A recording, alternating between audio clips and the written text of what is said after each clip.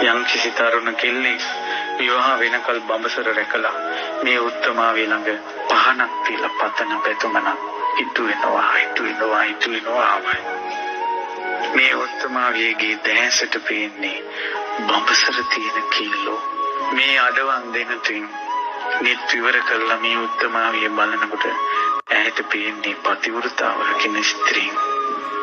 මේ උත්තමාවිය මේ සංගල විවර කළා බලනකොට බඹසර තියෙන මෑණිවරු පේනවා.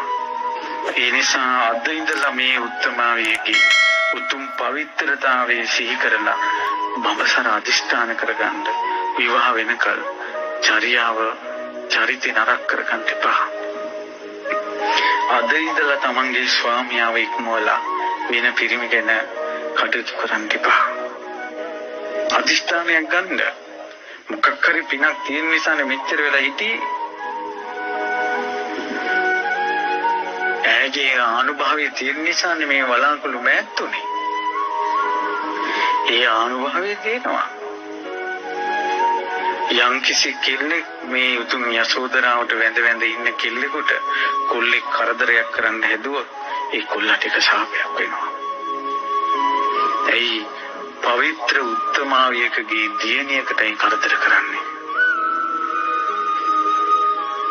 මේ වගේ පවිත්‍ර උත්තමාවියක් ඇසුරු කරන දියණිවරුන්ට කරදර වෙන්නේ නැහැ. මේ වගේ පවිත්‍ර උත්තමාවියකට වඳින පිරිමින්ට නරක ගැහණු ලැබෙන්නේ නැහැ. ඇයි අද කාලේ පිරිමින්ට නරක කාන්තාව ලැබෙන්නේ? යසෝදරා උත්තමාවියට වැඳලා නැහැ. වන්දනා කළා නැහැ.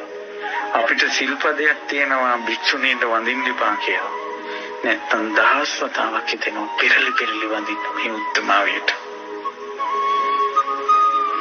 ඉච්ඡර පවිත්‍රයි.